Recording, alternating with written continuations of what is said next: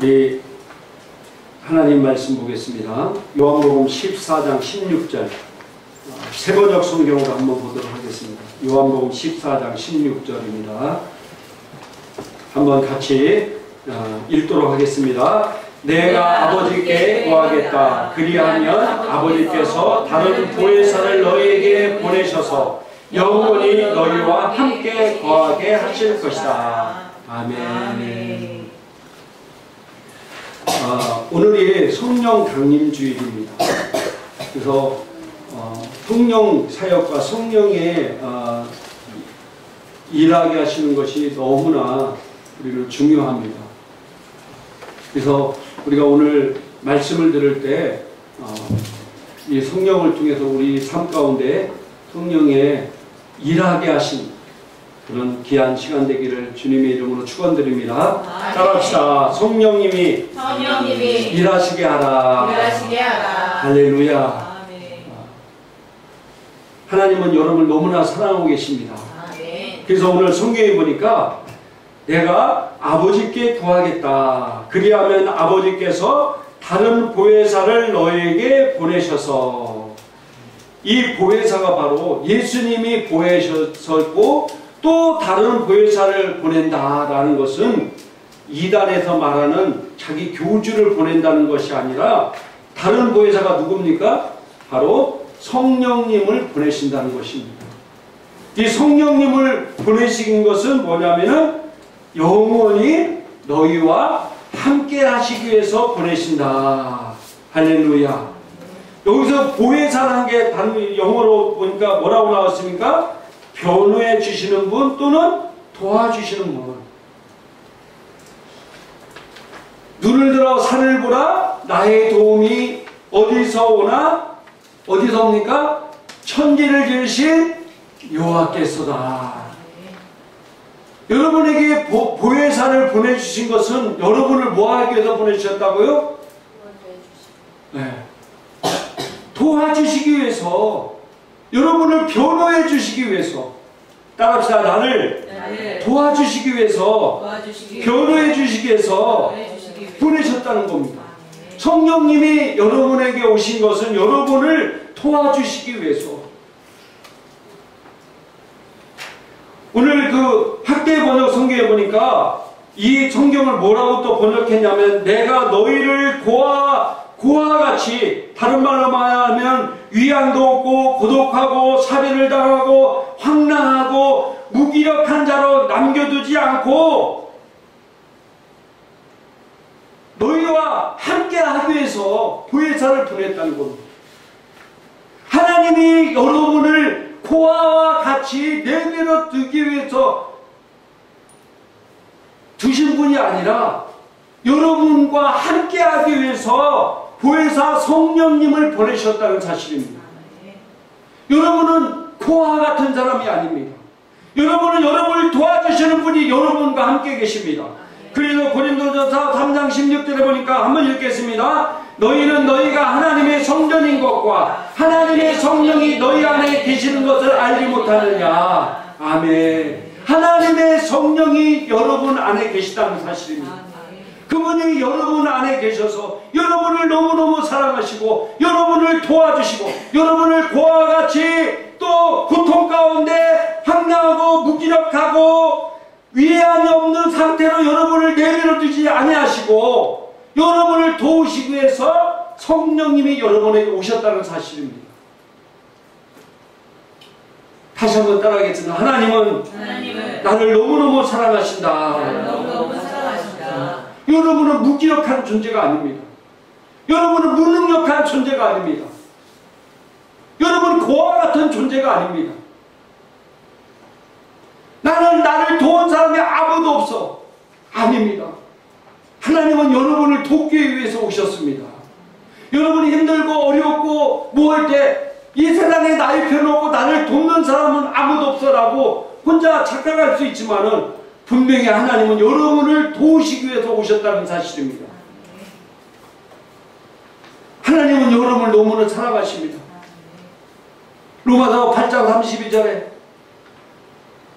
하나님이 그 하나밖에 없는 독생자 아들을 여러분을 위해서 죽으셨다. 어찌 그 아들과 함께 여러분에게 좋은 걸 주시지 않겠느냐라고 말씀하고 계십니다. 여러분 너무너무 귀한 존재이고 하나님의 너무나 사랑받는 존재들입니다. 그리고 여러분의 어떤 문제든 간에 그 문제를 해결할 때 능력 있는 분이 여러분 안에서 여러분을 도우려고 여러분 안에 계신다는 사실입니다. 그렇기 때문에 내게 능력 주신 자 안에서 내가 모든 것을 할 수 있다라고 얘기하고 있습니다. 할 수 있거니 무슨 말이냐? 믿는 자에게는 능치 못함이 없느니라. 여러분은 그런 존재라는 사실입니다. 왜? 여러분을 돕는 분이 여러분 안에 계시기 때문입니다. 그분이 여러분과 여러분의 영과 하나 돼서 온전히 뗄래야 뗄 수 없는 사이가 되었습니다. 이 땅의 어떤 것도 이 땅의 어떤 환난이나 공고나 핍박이나 칼이나 기근이나 어떤 것도 하나님의 사랑에서 여러분을 끊을 수가 없습니다. 성경은 분명히 이렇게 말씀하고 계십니다.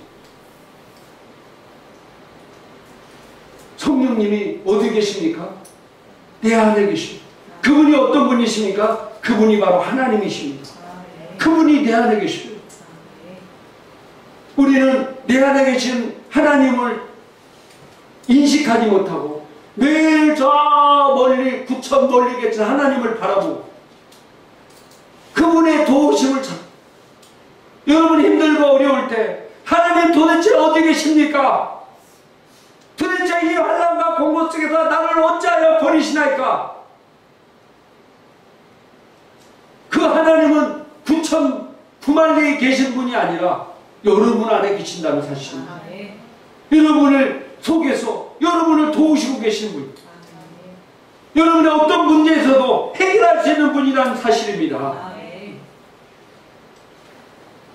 그리고 이 성령님은 우리의 성공의 열쇠입니다. 따라합시다. 나의 성공의 열쇠다. 나의 성공의 열쇠다. 여러분이 성령님에 의해서 성령님을 통해서 사는 법을 배울 때 여러분들은 놀라운 영향력과 힘을 가진 사람이 될 것입니다. 그분께서 여러분의 성공의 비밀입니다. 여러분의 성공의 비결이라는 사실입니다. 그분과 함께하면 여러분은 반드시 여러분의 사역과 사업과 학력과 또 삶의 어떤 영역에서도 지속적으로 성공하는 영향력을 갖게 될 것입니다. 절대로 우리는 실패할 수 없는 존재라는 사실입니다. 예수님께서 이 땅에서 사역하실 때 성령님과 친밀하게 성령님의 인도하심에 따라 살았습니다. 예수님은 성령 없이는 아무것도 하지 않으셨습니다. 예수님께서 침례 요한에게 침례를 받고 나서 하늘에서 비둘기 같은 성령이 그에게 임했다라고 말씀하고 계십니다. 예수님도 성령의 능력을 받은 다음에 사역을 하기 시작했습니다. 요한복음 5장 19절을 보니까 예수님께 이렇게 말씀하셨습니다. 아들이 아버지께서 하시는 일을 보지 않고는 아무것도 스스로 할 수 없나니 아버지께서 행하시는 그것을 아들도 그와 같이 행하느니라. 예수님의 모든 사역이 성공적일 수밖에 없었던 것은 그분이 철저히 성령의 인도하심을 받았기 때문입니다. 여러분의 어떤 사업이든 가정일이든 여러분의 자녀일이든 또 학업이든 또 사역이든 어떤 일이든 간에 성령님은 여러분을 통해서 성공하도록 하신다는 사실입니다. 성령님이 우리의 성공의 열쇠라는 사실입니다.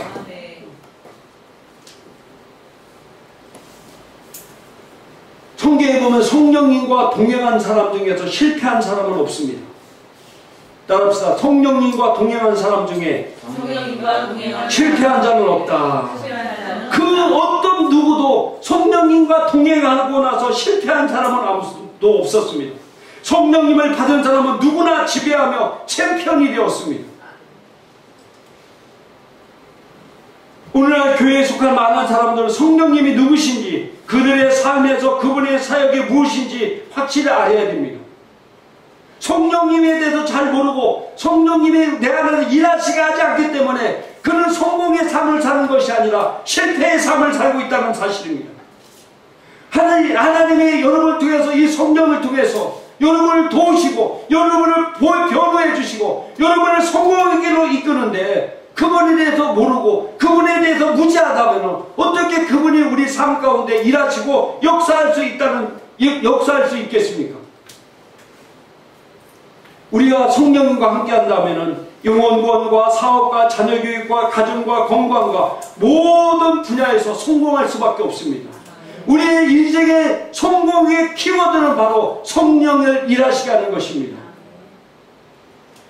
성령이 일하시게 할 때 여러분은 반드시 성공할 수밖에 없다는 사실입니다.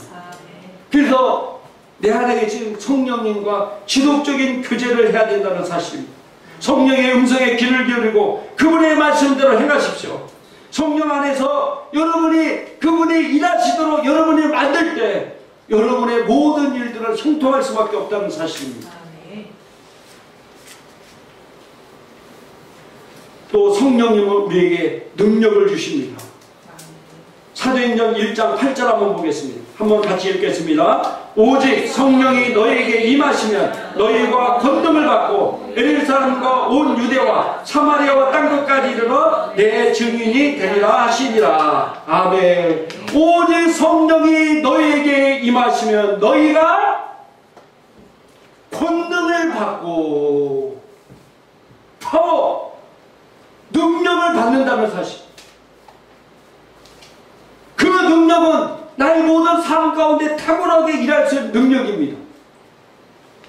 사사기 14장 6절에 보니까 한번 읽어보겠습니다. 여호와의 영이 삼손에게 강하게 임하니 그가 손에 아무것도 없이 그 사자를 염소 새끼를 찢는 것까지 찢었으나 그는 자기가 행한 일을 부모에게 알리지 아니하였더라. 아멘. 여호와의 영 성령이 삼손에게 임하자 삼손은 사자를 염소 새끼 찢는 같이 찢었다라고 얘기하고 있습니다. 구약시대도 하나님께서 특별히 쓰기 위해서 성령이 임했습니다. 그 성령이 임한 사람에게는요 이런 엄청난 역사가 일어났습니다. 삼손이 당나귀 덕변을 가지고 블레셋군 1000명을 쳐 죽였어요. 그 힘이 어디서 왔습니까? 성령으로부터 왔다는 사실. 나중에 삼손이 타락해서 블레셋 포로로 붙잡혔을 때 그가 눈이 뽑히고 맷돌을 돌리는 자, 그래서 블레셋 사람들은 그들의 큰 고통이요 아픔이었던 이 삼손을 죽여서 그들은 그들의 잔치를 벌이고 있을 때 삼손이 마지막 힘을 다하여 그들이 모여서 출잔치하고 자기 신을 섬기는 그 성전을 무너뜨렸을 때 성경은 이렇게 기록하고 있습니다. 삼손이 그동안 죽였던 사람보다 그때 죽었던 사람이 더 많다라고 성경은 말씀합니다. 솔로몬이 탁월하게 가장 지혜로운 자가 되었던 것은 그에게 성령이 임했기 때문입니다. 이렇게 성령님은 강력한 역사를 이루고 있습니다. 구약시대에 온전하게 임하지 않았던 성령, 부분적으로 임했던 성령도 이렇게 하나님 앞에 강력하게 쓰임받았습니다. 그러나 이제 그 성령이 우리 안에 내 안에 오셨습니다. 그리고 나를 온전하게 만드셨습니다. 그분의 능력, 이 권능이 나에게 있다는 사실입니다. 그러므로 나는 탁월한 존재가 될 수밖에 없다는 사실입니다. 그래서 누가복음 10장 19절을 보니까 한번 제일 밑에 부분 한번 읽겠습니다. 내가 너희에게 뱀과 정갈을 밟으며 원수의 모든 능력을 제어할 권능을 주었으니 너희를 해칠 자가 결코 없으리라. 아멘. 내가 너희에게 뱀과 전갈을 밟으며 원수의 모든 능력을 제할 권능을 주었으니 너희를 해칠 자가 없다라고 말씀합니다. 이 성령을 통해서 이런 권능을 우리가 받았습니다. 그래서 우리가 뱀과 전갈을 밟는 존재가 되었다는 사실입니다. 우리는 이 세상 어떤 것도 피해자가 될 수 없습니다. 마귀가 나를 어머니 공격한다 할지라도 나는 마귀를 박살낼 수 있는 존재가 되었다는 사실입니다. 이 땅에 어떤 것도 나를 해칠 자가 없다고 성경은 말씀하고 있습니다. 그 성령의 능력이 내 안에 임했기 때문입니다. 우리는 얼마나 이 축복된 존재예요. 영광스러운 존재입니다. 여러분이 어떤 것도 지금 힘든 거 어려운 거 되는 사람도 그 어려움이 여러분을 결코 해칠 수 없습니다. 결단코 그 어려움이 여러분을 해칠 수 없습니다. 내가 그것을 내 삶 가운데 허용하지 않는다면 절대로 어떤 것도 나를 해칠 수 없다는 사실입니다. 하나님 말씀은 어제나 영원토록 동일하시고 하나님 말씀은 시건치 않으시고 하나님 말씀은 반드시 이루어진다는 사실입니다. 성경에 보니까 우리 학생들을 잘 들어요. 자, 다니엘서 한번 보겠습니다. 다니엘서 1장 6절부터 한번 20절까지 한번 읽어보도록 하겠습니다. 같이 읽겠습니다.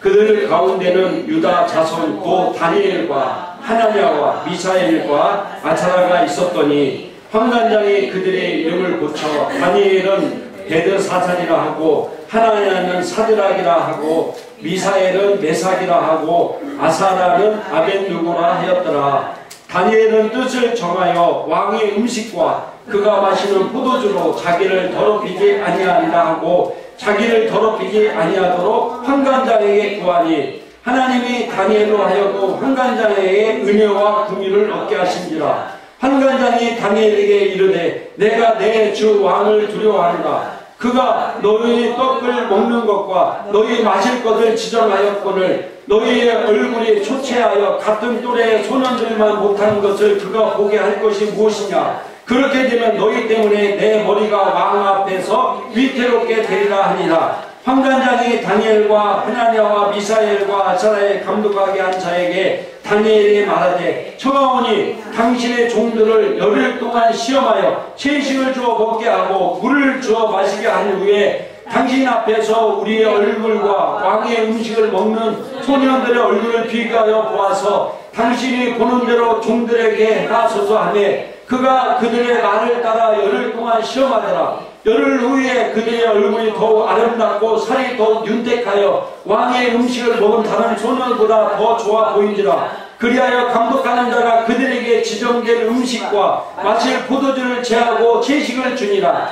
하나님이 이 네 소년에게 학문을 주시고 모든 서적을 깨닫게 하시고 지혜를 주셨으니 다니엘은 모든 환상과 꿈을 깨달아 알더라. 왕이 말한 대로 그들을 불러들일 기한이 찼으므로 환관장이 그들을 느부갓네살을 앞으로 데려가니 왕이 그들과 말하여봄에 우리 중에 다니엘과 하나냐와 미사엘과 아차라와 같은 자가 없으므로 그들을 왕 앞에 서게 하고 왕이 그들에게 모든 일을 묻는 중에 그 지혜와 총명이 온 나라 박수와 술객보다 10배나 나은 줄을 아니라. 아멘. 자, 여러분의 공부 잘하는 비결을 가르쳐드립니다. 오늘 다니엘의 세 친구가 이스라엘과 같이 포로로 붙잡혀온 사람, 그들은 다 같은 유대인이었고 다 같은 하나님을 섬기는 사람이었어요. 그런데 한 가지 뭐냐면은 이들이 밥을 먹는데 진수성찬용 고기와 기름진 엄청난 좋은 것들을 먹는데 다니엘과 다니엘 세 친구가 이렇게 보니까 이 느부갓네살 왕이 그 모든 진성찬을 자기들의 성리는 신에다가 제사를 드리고 나서 그것을 주는 겁니다. 우상에게 제사 드리는 음식을 먹게 만드는 거예요. 그래서 다니엘과 다니엘의 세 친구들이 그것을 거부하고 우리에게 채식을 먹게 해달라 라고 하면서 이런 일들이 있는데, 다른 말로 말하면은 이 다니엘과 다니엘의 세 친구들은 그 시대 같은 또래 애들이 생활하는 것 속에서 불의한 것, 악한 것을 따르지 아니하고 자기 세상에 자기 자신을 더럽히지 아니하고 경건한 삶을 살았다는 사실입니다. 그래서 로마서 12장 2절에 보니까 너희는 이 세대를 본받지 말라라고 얘기하고 있어요. 따라서 너희는 이 세대를 본받지 말라.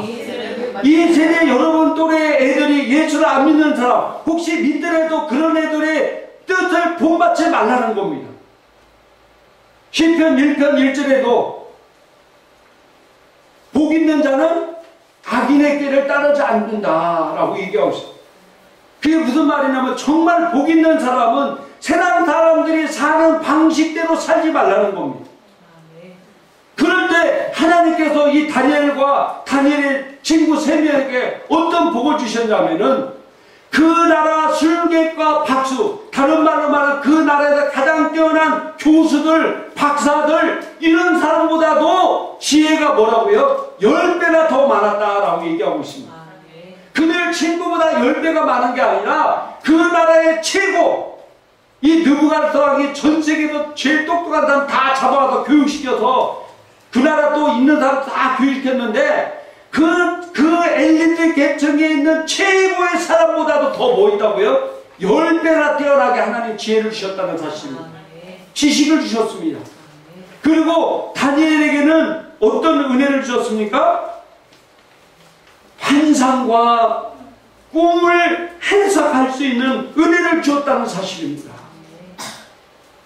앞으로 일어날 일들, 비전을 바라보고 볼 수 있는 그것을 주셨다는 사실입니다. 자, 제가 이렇게 해서 다니엘과 다니엘 세 친구의 복을 받았다면 또 우리가 또 행위로 갈 수가 있어요. 그런데 다니엘과 이 세 친구가 이렇게 다른 그 나라의 가장 최고보다도 더 10배나 뛰어난 지식을 받은 것은 뭘 해설하기보다도 그들의 삶의 태도가 이런 결과를 만들었다는 사실입니다. 정말로 하나님을 경외하고 여러분의 세속의 물들, 세상 것에 같이 따라서 세상 것대로 사는 것이 아니라 정말 하나님 말씀을 경외하고 하나님 말씀을 순종하는 그런 삶의 태도가 이런 결과를 얻게 됐다는 사실입니다.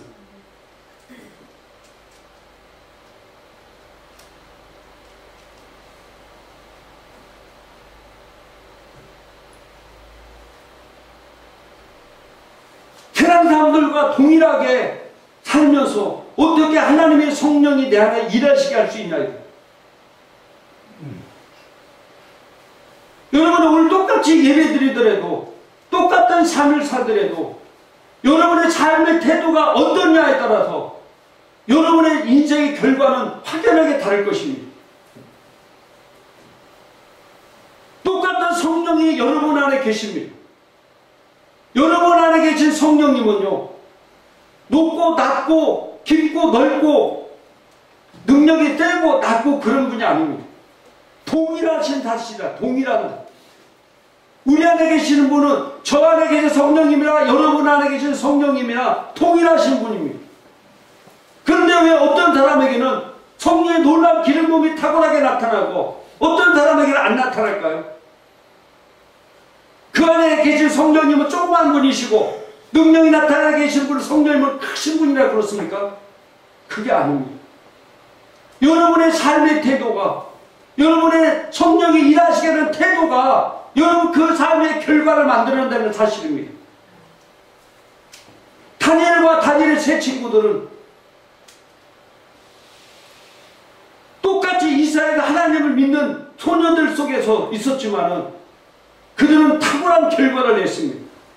제가 또 이렇게 설교했다 해서 여러분도 뭐 나는 제사 음식은 절대로 먹지 마 이렇게 생각하는 학생이 있을 수 있어요. 고린도전서에 보니까 너희가 무엇을 먹든지 마시든지 하나님 영광을 위해서 하라 라고 얘기하고 있어요. 구약의 법과 신약의 법이 바뀌었습니다. 여기서 말하는 건 삶의 태도입니다. 여러분이 매일 아침에 일어날 때 핸드폰을 먼저 찾아서 게임하고 다른 거 찾는 사람과 아침에 일어날 때 하나님 말씀을 묵상하고 말씀의 실제를 가지고 하나님 말씀을 묵상하고 고백하고 기도하고 그런 사람과의 삶의 태도의 결과는 확연하게 다를 것입니다. 또 우리 자녀들도 그렇습니다. 매일 아침에 갈 때 고백 기도하고 말씀 보고 저녁에 잘 때도 고백하고 말씀 보고 예배드리고 그러는 자녀와 그러지 않은 자녀는 지금은 비슷한 것 같아도 나중에는 확연하게 차이가 날 것입니다. 여러분 자녀들이 여러분 또 여기 우리 학생들도 여러분 어떤 삶을 살기를 원하십니까? 여러분 안에 놀라신 이 능력인 성령님이 계십니다. 지혜와 지혜 모두 근원되신 성령님이 여러분 안에 거하십니다. 그분이 여러분 안에서 이 놀라운 일을 이루기 위해서는 여러분이 그런 자세의 삶의 태도를 가져야 돼요. 그럴 때 그분이 내 안에서 일하실 수 있고 역사할 수 있다는 사실입니다.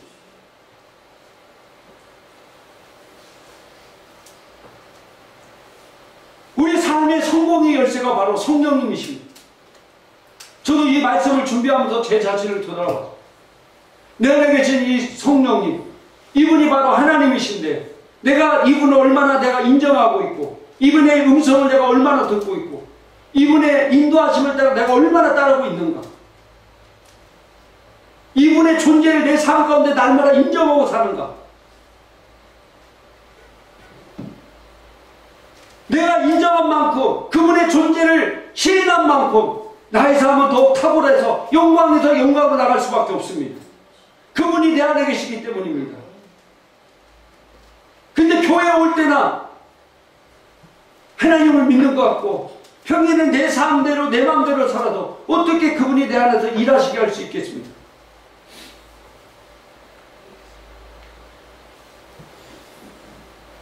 베드로는요 성령을 받았어요. 성령이 베드로에게 임했을 때 이 베드로는요 그 능력을 인식하고 활용했습니다. 그래서 사도행전에 보니까 베드로가 성전 미문에 앉아있는 안전뱅이에게 금과 은은 내게 없거니와 내게 있는 이것을 내게 주노니 나사렛 예수의 이름으로 일어나 걸어라 라고 했을 때 그 안진뱅이가 그 즉시 일어났습니다. 베드로는 자기 안에 있는 이 성령의 능력을 하나님 주신 놀라운 권세를 일으켜셨다는 사실입니다. 내 안에 하나님의 놀라운 능력이 내 안에 있음을 알고 이 능력이 내 안에서 일하시도록 내가 만들어내야 되는 사실입니다. 내 안에 이 능력을, 탁월한 능력이 내 안에 있는 것을 일하시도록 만들어야 된다는 사실입니다. 또 이 능력이 내 안에 왔습니까? 자, 누가복음 4장 한번 보겠습니다. 누가복음 4장 성경 한번 찾아보세요. 누가복음 4장 18절 19절 보겠습니다.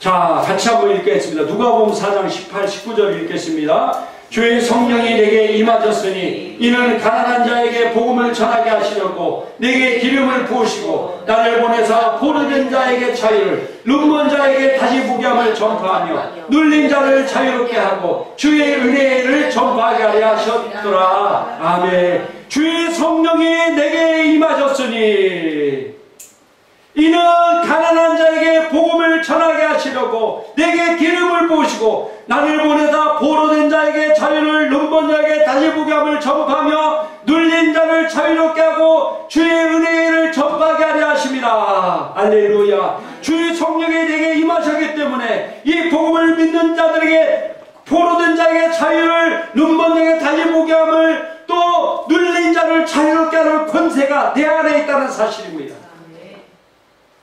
우리 안에 이 놀라운 사실이 있습니다. 우리는 이렇게 놀라운 능력을 가진 존재라는 사실입니다. 할렐루야. 성령이 이런 일들을 위해서 내 안에 계십니다. 내 안에 계십니다. 하나님께서 우리에게 성령을 보내신 목적입니다. 하나님 우리를 너무너무 사랑하셨기 때문에 우리를 부하와 같이 내버려 두시 아니라, 우리를 어두움 가운데 절망 가운데 내버려 두시 아니라, 나를 돕는 분, 나를 변호하시는 분, 나를 위로하시는 분, 그분을 내 안에 보내셨다는 사실입니다. 여러분 혼자가 아닙니다. 여러분 무기력한 존재가 아닙니다. 또한 그 성령님이 여러분의 성공의 열쇠라는 사실입니다.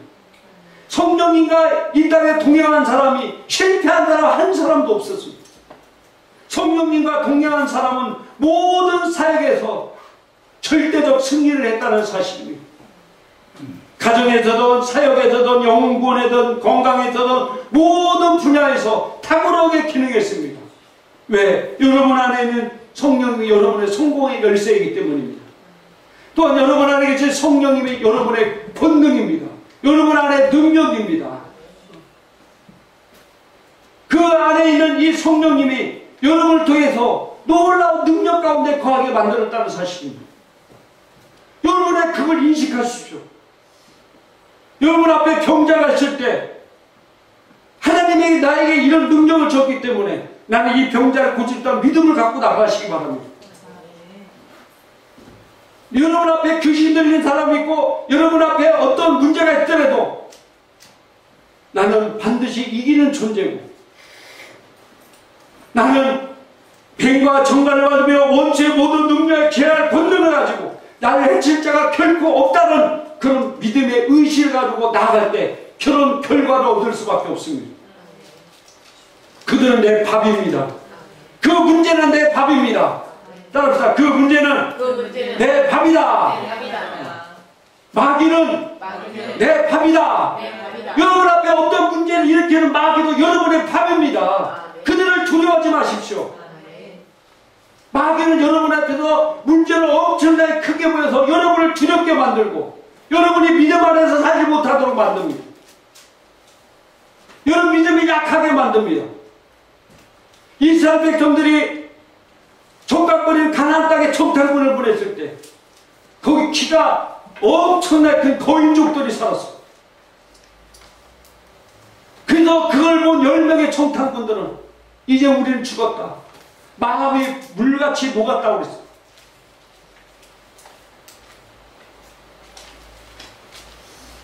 그러나 하나님이 이미 그들도 이스라엘 백성들에게 주셨던 사실입니다. 나중에 이스라엘이 2명의 총탄군이 다시 가죠. 근데 성경에 보니까요, 여리고성에 들어갔을 때 그 백성이 그렇게 얘기합니다. 뭐라고 얘기하고 있습니까? 이스라엘 백성들은 스스로 메뚜기같이 여겼는데 실제 가보니까 그들이 온 이스라엘 백성들이 하나님께서 일하시고 하나님께 역사하심을 듣고 다 마음이 뭐라고 했다고 했어요? 다 녹았다라고 얘기하고 있어요. 실제적으로 이스라엘 백성들은 그 가나안 땅에 있는 그런 거인들 이런 사람들 보고 우리 스스로 메뚜기같이 여겨서 아무것도 없는 존재를 무기력한 존재로 여겼지만은 실제로 가나안 땅에 있는 사람들은 하나님의 놀라운 역사와 하나님께 하게 하시는 수많은 것들을 듣고 그들이 다 감당이 녹았다라고 다 두려워하고 있었어요. 우리 삶도 마찬가지입니다. 여러분 앞에 아무리 큰 산 같은 문제가 여러분을 막고 있어도 그 근원은 원수 마귀 사탄으로부터 여러분의 어떤 때도